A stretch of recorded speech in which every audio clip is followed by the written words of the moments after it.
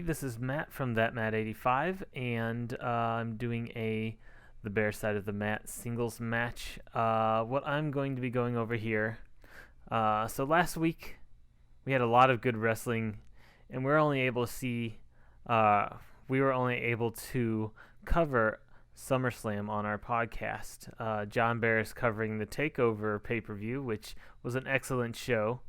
I was wanting to go over the AEW from that Saturday and Raw from last Monday night, which had a lot of the fallout from the SummerSlam pay-per-view. So, let's start with AEW.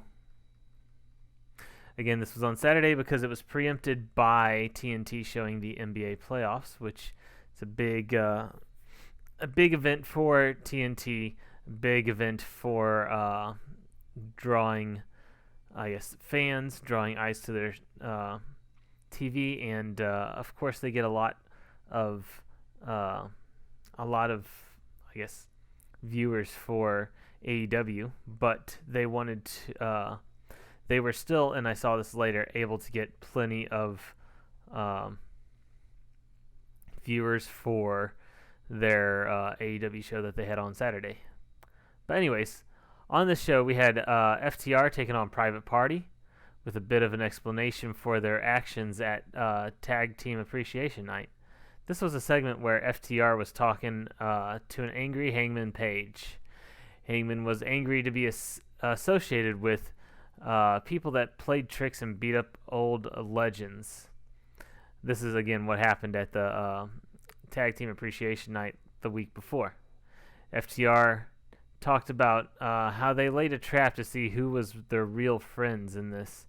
They had kind of played hurt, and only Adam Page was the only person to really come get assisted when they had played hurt like this. They also talked about the tag team match that will be to determine the next contender and put doubt in Page's mind for if the Young Bucks are really his friend or not, even if they're all in the inner circle here. This has been a drawn-out storyline about if Omega and Page are going to break up. They've somehow kept the titles basically the whole time that the tag titles have existed, despite kind of being thrown together. You would think even with the inner circle that Page and Omega would be single stars and the Young Bucks would be the tag stars, but Omega and Page have been the tag title holders even over the Young Bucks the whole time. We also had the match where FTR is taking on Private Party. Private Party, fun to watch, always put on good matches with all the different teams, but have lately turned into a glorified punching bag as they lose. They had some respect at the beginning, and I think they've kind of lost it now, and I expect them to make a comeback at some point. They just haven't had a winning streak that'll give them the prestige they need to get pushed here, and they lose this match in much the same way. Also, within this match, we see that Tully Blanchard is a bit of a manager for FTR now, after the Tag Team Appreciation Night, where they kind of were buddy-buddy and on the same page as far as what to look for in a tag team champion, which is basically to have the gold. You can have excuses, you can have reasons why you don't have the gold. You still think you're the best even without having the tag titles. But if you don't have those titles, how can you really say, I'm the best right now? FTR hasn't had the titles. Granted, they haven't been here long, but how can they claim they're the best in AEW's tag division if they've never even ever won the titles? So, Tully Blanchard is kind of directing them, hopefully, towards the attitude and the right decision making to make it to the, through this next gauntlet match that they're going to have, the tag team gauntlet match to determine who is next to take on Adam Page and Kenny Omega. More about that later. Next up, we have MJF, who's really overselling his injury he took at the hands of Johnny Moxley's paradigm shift. He's got the whole neck brace on. He's got a walker. He's got a crew of people that are both helping him, helping his campaign, and his lawyer who's helping sue or whatever is all happening there. It doesn't make a whole lot of sense, but it's so over the top that it's funny, and that's the point. So, yeah, and he's wearing a lot of because he has always got the good dress style. He's wearing a lot of plaid. I guess a regular suit with plaid scarf, and then he's got a plaid, I guess, koozie for his walker. Looking very nice. So he's made it so that the contract for their MJF and Johnny Moxley's match for the title is going to say that the paradigm shift is banned. And if he doesn't sign it, he's going to be sued. How that really makes sense, I don't really know. But it doesn't really matter. I'm assuming Johnny Moxley is going to sign this contract. He's going to not be allowed to use the paradigm shift, which is fine. But if you know Johnny Moxley, you know that the paradigm shift is probably the nicest of the moves that he does. I can imagine, okay, I don't have the paradigm shift. Let's use tables. Let's use thumbtacks. Let's use fire. Let's use barbed wire. Let's use baseball bats. And MJF is probably going to be wishing that he wasn't getting hit by those things. There still might be some more twists up here where, like, it's okay, I'm not using the paradigm shift, but this is also a street fight or something like that, Extreme Rules of some sort. MJF is doing such a good job here, putting himself over, getting this match hyped, making himself ultimate villain. Not just over-the-top villain, but a villain that's both funny, interesting, someone you hate, but someone you love to hate. And I love seeing it. Love seeing his promos. He's done a lot of this without actually doing anything with John Moxley. It's a lot of self-promos. MJF, yeah, he should be the future. I mean, you want to build him up, I guess, but he is probably the most talented person in that building right now. He's like a younger Chris Jericho in that just really good on the mic, really hot on the mic. Chris Jericho still is, in a little bit of a different sense. Very good in the ring, which Chris Jericho still does a lot of good work in the ring, but he's getting a bit older, a bit slower, a bit more limited in what he can do. MJF is kind of in his prime, and he's still got several years to take advantage of his body before it gets too hurt. So, yes, I'm looking forward to this, and I'm loving it every time they hype it. We had Jurassic Express and Natural Nightmares versus Butcher Blade and Lucha Brothers. This match was kind of fun, but lacked the overall over-the-top momentum, the stress, the build up the storyline to really make it a great match. But the point of this match wasn't so much the match. It wasn't so much who's winning it, which was Jurassic Express and the Natural Nightmares. It was about Butcher Blade and the Lucha Bros kind of getting off of the same page since they were kind of buddy-buddy for a while. And instead blaming the loss on each other, getting angry at each other, and then you have Eddie Kingston come in the ring. Tell everybody that, to settle down. They should be working together. If they can get on the same page, they're unstoppable. Eddie Kingston is now part of the group. I don't know if he's quite a manager or if this is a stable, but it's good to see Eddie. And then Eddie, I mean, I haven't seen a whole lot of him, but from what I've seen, again, really great on the mic, tells a good story in the ring, which we've just seen the one match of him. But even in this, he kind of comes out, and I'll be honest, he's saying stuff, and I don't know if the Lucha Bros don't speak English or something, but they're not really reacting in time to what's actually happening, where they're kind of like, I'm so pissed off, I'm going to beat you up, we're never teaming again. And Eddie's just like, whoa, chill, dude, we're a good team. And then they're like, oh, yeah, we're a good team. Okay, I'm over it. Just a little too fast there. But then you get a group hug. Eddie Kingston ignites the group hug. They're in a group hug, and while everybody's in the group hug, he turns towards the camera and gives one of these. So something's going on there. I don't know if that's I'm gonna take advantage of these dudes, or if that's I just wormed my way into this awesome group when I had nothing going on. But it's something, and it's the little bits like that that make Eddie Kingston entertaining to me, and hopefully you can keep this up. So for our weekly Orange Cassidy signing, he is our sighting.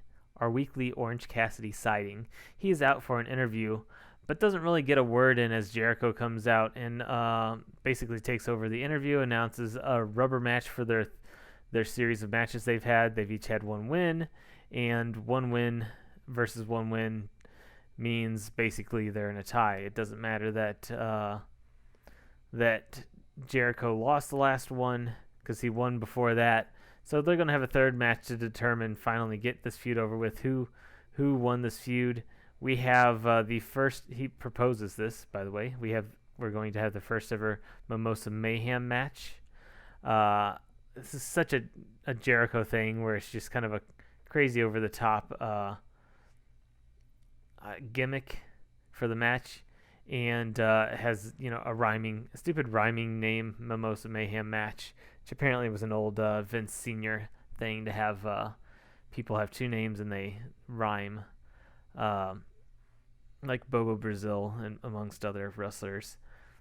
But this match will end when, and this is kind of funny because, and they may have changed this, but in the ring at the time they said that this match that they're having will end either with a pin or if somebody is thrown into a 30-gallon vat of mimosas, which is orange juice and champagne, that'll be ringside.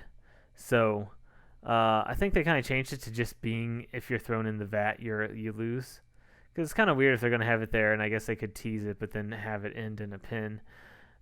I guess the good part with that would be that if they wanted to, they have the gimmick, they have it, they can tease it. But they don't just want somebody to be thrown in there and be like, well, I didn't really lose. You can have somebody end up getting pinned, even though that the option of the mimosa was there. They pinned him and showed a dominant, clean win. But, I mean, why are you going to have the gimmick if you're not going to use the gimmick? So we're having the gimmick there. I'm expecting somebody's going to be thrown into the vat. Probably Jericho. I don't know why they wouldn't push Orange Cassidy at this time. Unless they really wanted to save him for when Audiences is back. But if you've been reading the wrestling news, AEW is going to start having some audience members back.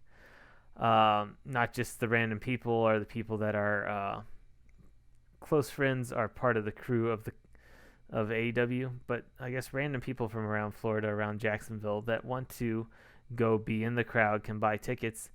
It's the open door arena that they've been using, which makes it a lot more safe than a closed environment. They'll be separated from the wrestlers, I'm assuming very much separated so that nothing can accidentally spread. I'm sure they're going to be somewhat tested to make sure they're not sick at the time that this is happening, and they're going to be a limited capacity spread out from each other to make sure that, again, it doesn't spread even amongst the audience.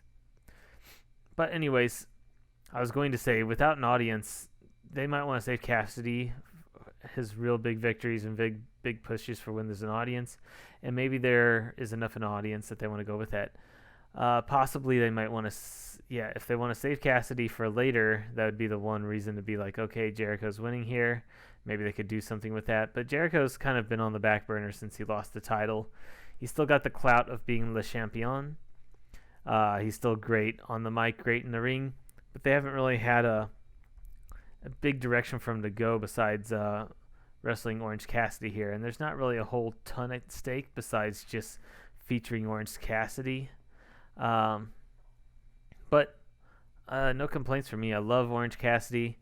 Always the highlight of the shows that he is in. And he is getting a third match with Jericho, which I've enjoyed their other two matches. We add a little bit of stipulation, so it's not too much of the same. It should be a lot of fun. Okay, so next we have the Elite versus the Dark Order. This is the Elite minus Adam Page.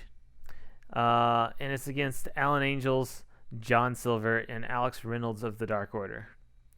The Dark Order in this matchup is noticeably a smaller team than the Elite, as each of the members of the Elite are both buffer and taller by a good deal, and it's just noticeable. But what Dark Order can do is get away with a little bit of cheating, a little bit of teaming up to really capitalize and take down. When you got two even slightly smaller people, they're going to realistically take down, beat up one larger person. If you can get a couple of those shots in, then you can have a chance to take advantage of an opponent that's weakened or stumbling around or stunned. And the Dark Order did a lot of this, did it very well, had a lot of momentum throughout the match.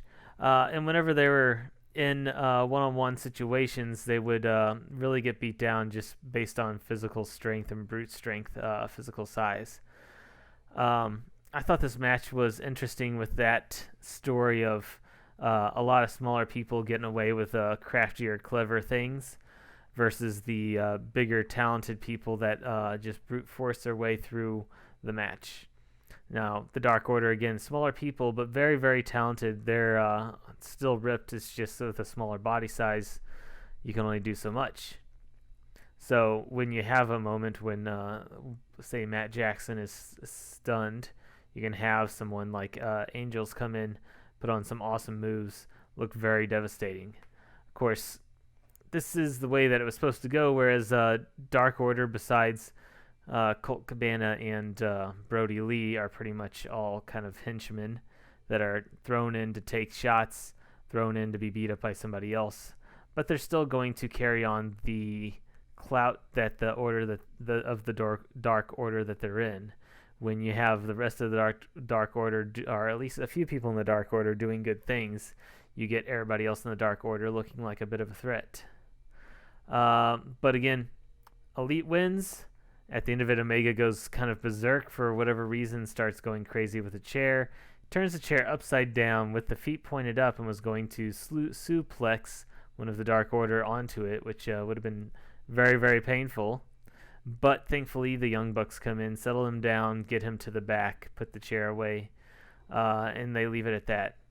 I'm not exactly sure what him going so angry is for, but as far as logic-wise, but I understand it's kind of building towards Omega and Page kind of not seeing eye to eye and possibly breaking up, and that goes along with the earlier segment with FTR and Hangman Page, where they were trying to convince him that they have his back, the Elite doesn't have his back.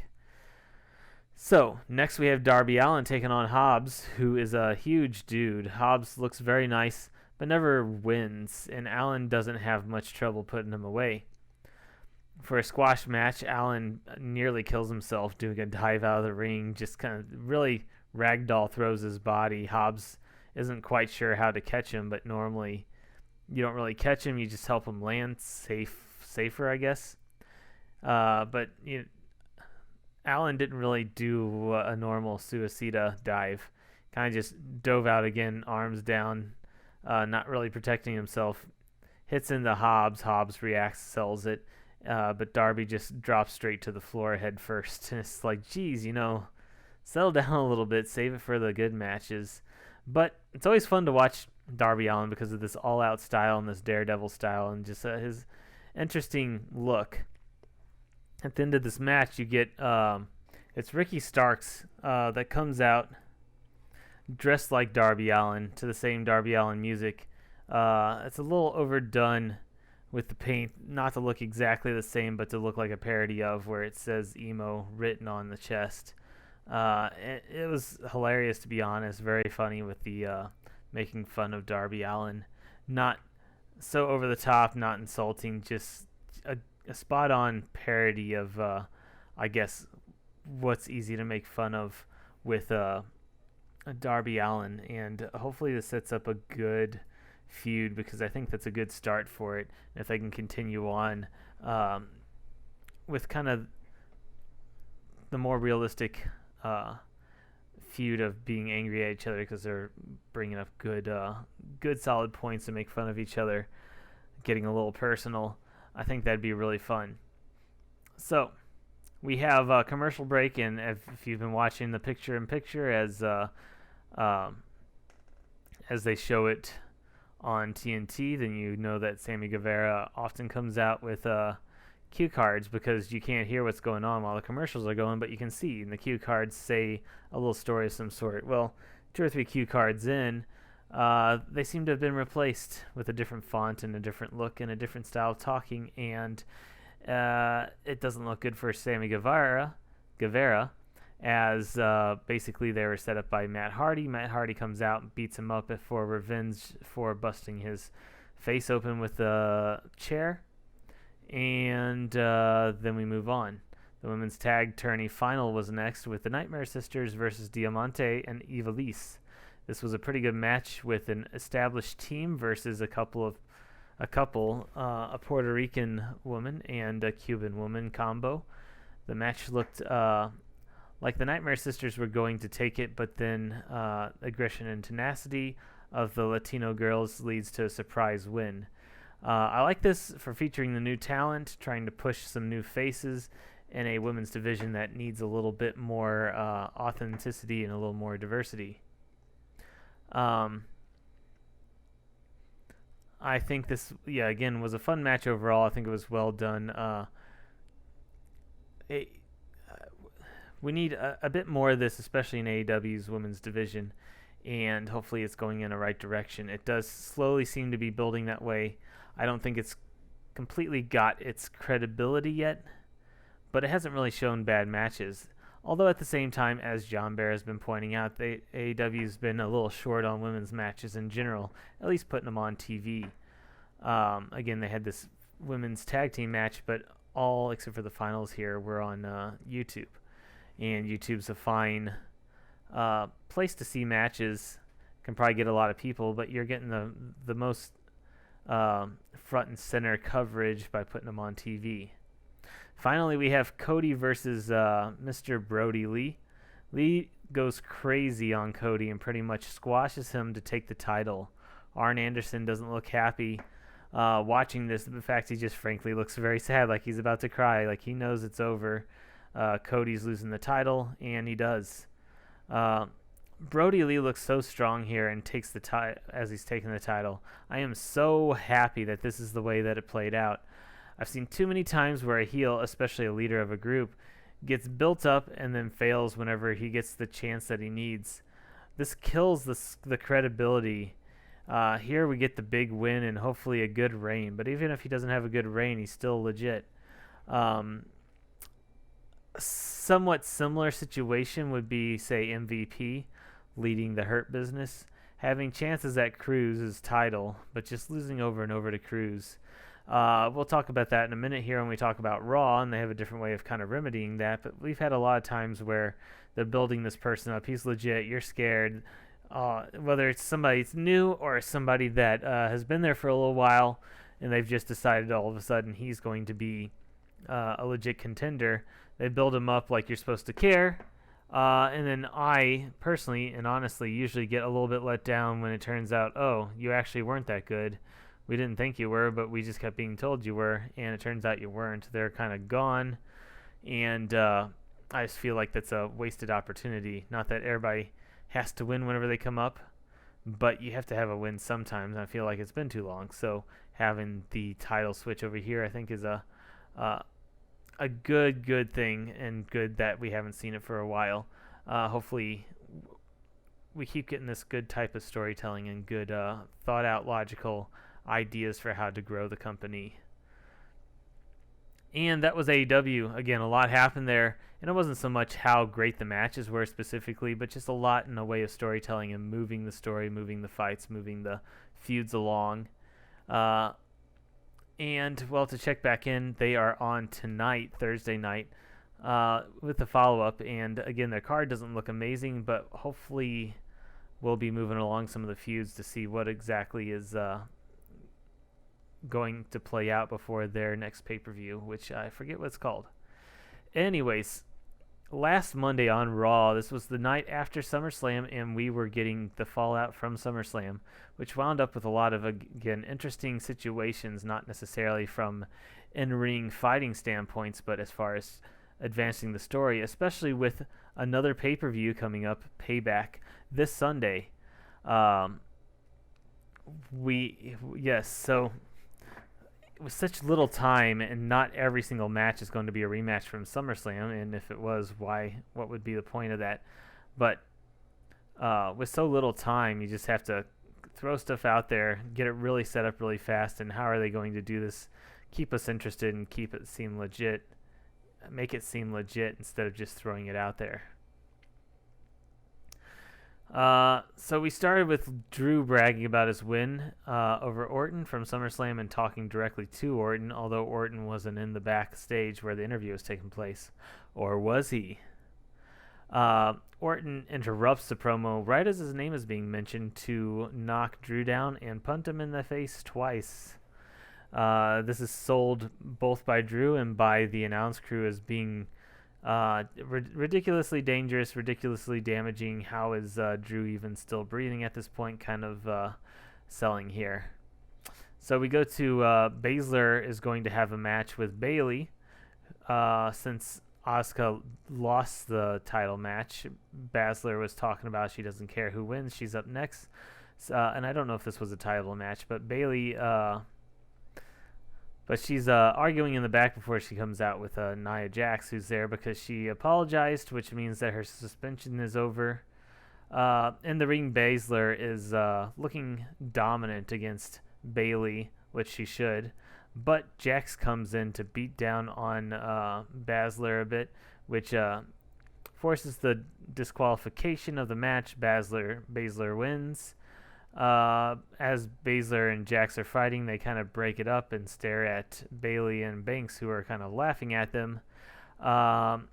This is kind of setting up, they want the tag titles, they want to beat up Banks and Bayley.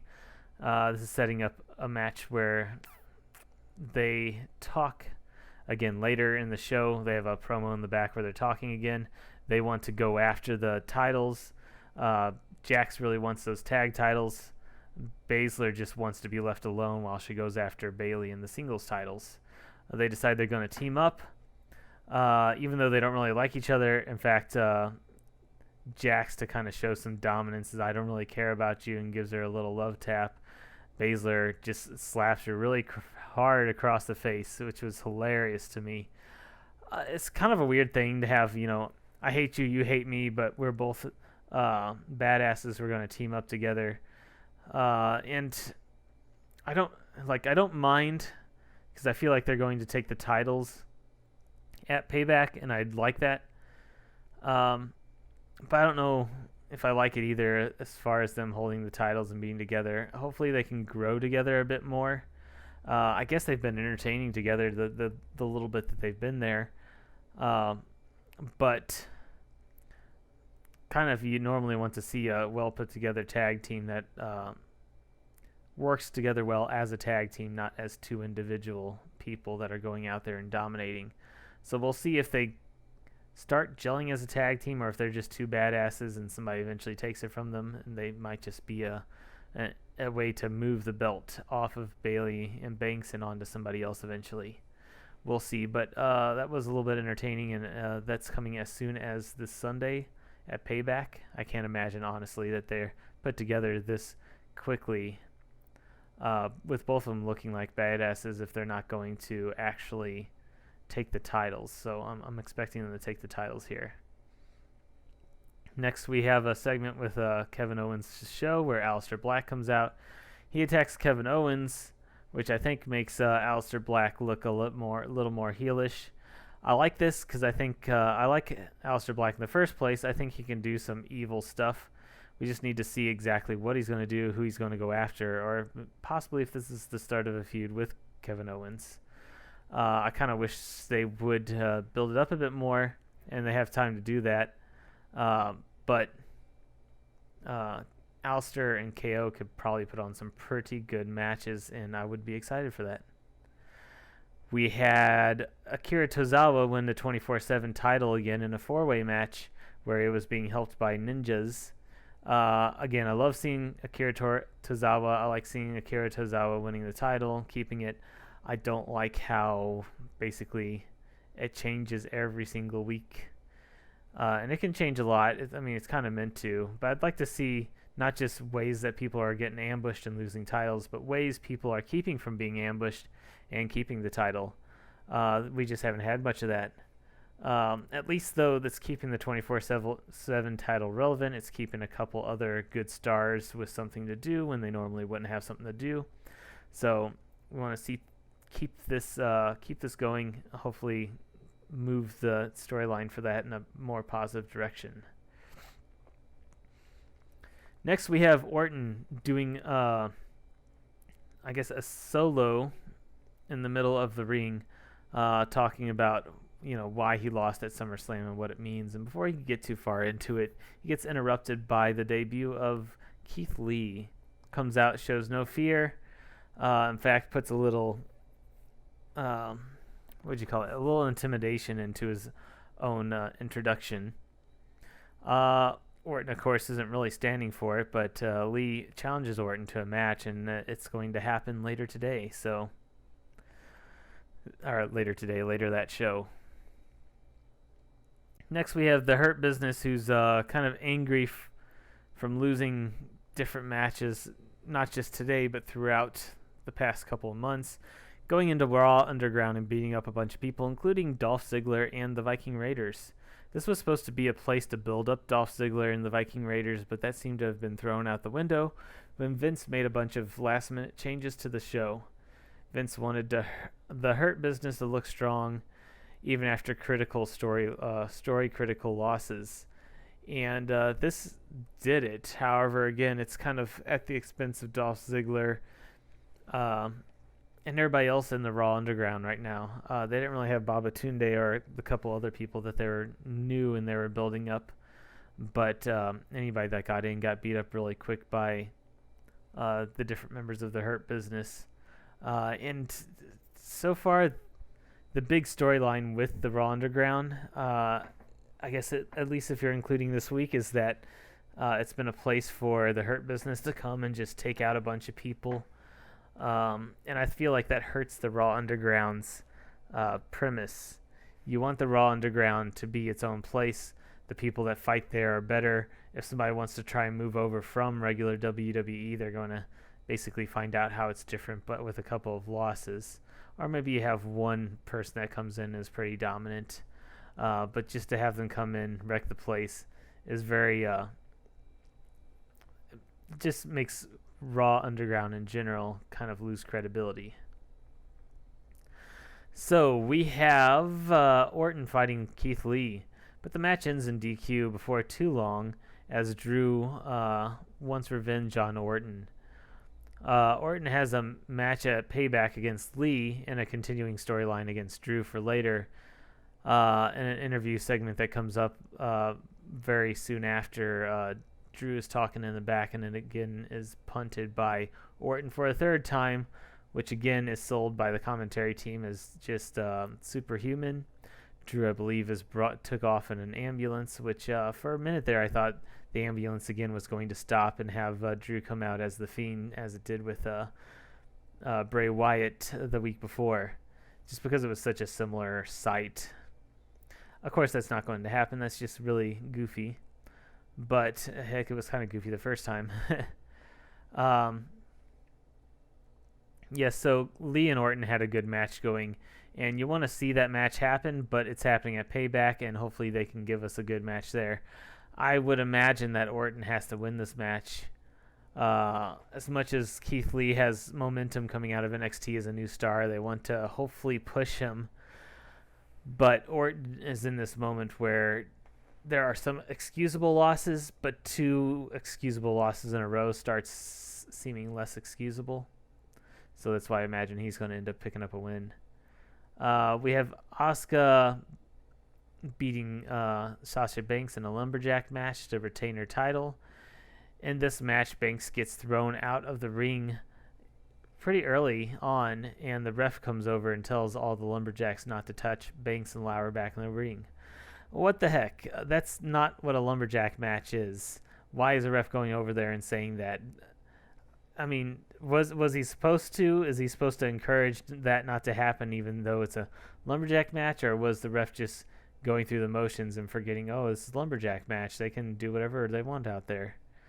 The lumberjacks also decide not to touch Banks, which seemed less because they were told to by the ref and more because Bailey was around the outside of the ring and they acted like they're afraid of Bailey, which, first of all, usually doesn't stop anybody anyways. Second of all, there's a lot more of them than there are of one Bailey. And third of all, you have people like Nia Jax and Baszler who obviously don't give a care, and Baszler who's been beating up Bailey the past couple times that she's had a chance to. So why they weren't getting on Banks, I don't quite understand. So Bailey was trying to interfere because she's a lumberjack so she can get away with some of that stuff, but she ends up costing Banks the match again. Not a great way to settle the feud, but we already had a good match at SummerSlam, and we didn't really need another full match, but just a way to kind of finally move the title away from Banks by giving her her rematch and having her lose the rematch. Finally, we have Dominic and Rey Mysterio versus Seth Rollins and Buddy Murphy. We get a great match going on here, just a really good match. Dominic and Rey are looking really good. Dominic specifically looking really good. And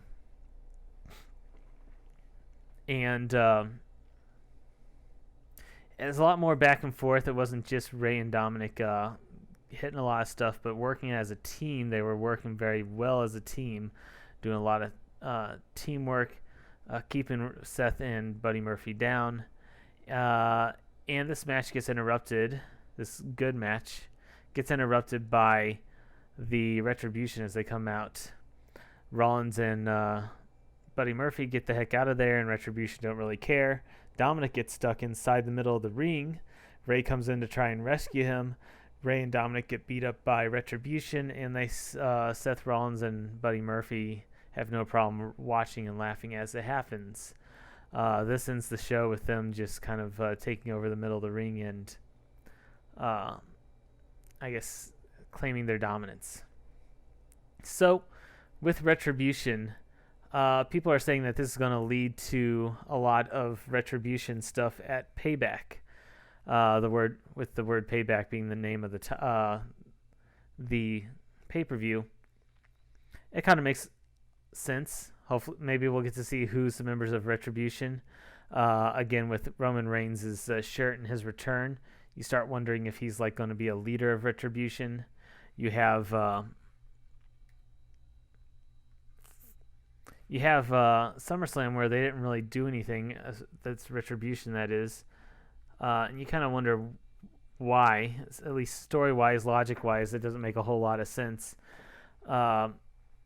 Realistically-wise, you had SummerSlam. They don't want SummerSlam to be a bad production when it's one of their top shows.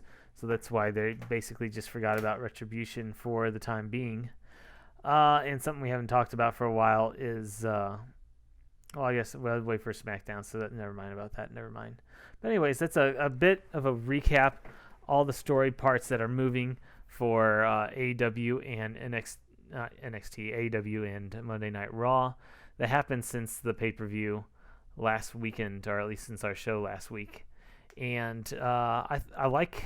I mean, there's so much here for me to talk about. I like how there's so much for us to talk about.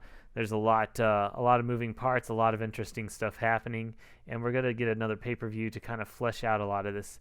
We also got Friday with a few cool things advertised already, including, of course, Roman Reigns being back. Roman Reigns is going to probably be on the show to do something, and I'm interested in seeing what Roman Reigns is going to do. And that's a funny thing to say because I've never really been a huge Roman Reigns fan. Even as part of the Shield, I thought he was... the least interesting member, but he is back. He's back with a vengeance, and he's wanting those titles. And he's going to be in a 3-way match. They've already announced even before SmackDown. So watch SmackDown, and we'll see watch SmackDown. We'll see what happens. And thanks for watching this. Solo match, our singles match with me, that Matt 85 from the Bear side of the mat, And please, please, please, if you like these, if you want to support us, watch them as they come out. Subscribe so you can see when they can come out. And give us some thumbs up once you're done watching it so we can know that you guys are watching, that you guys like it. Please leave comments with your own ideas of what's going on. I like to interact with the comments too, so you might see my replies or thumbs up. Let us know what you think too. Don't forget to watch our shows on Wednesday live, 6 Eastern, 5 Central on the John Bear Game, our John Bear's Twitter account. On John Bear's Twitch account. Pay attention to our Twitter accounts at John Bear and at ThatMatt85 to see the news of what we got going on coming up. Thank you guys again. See you later.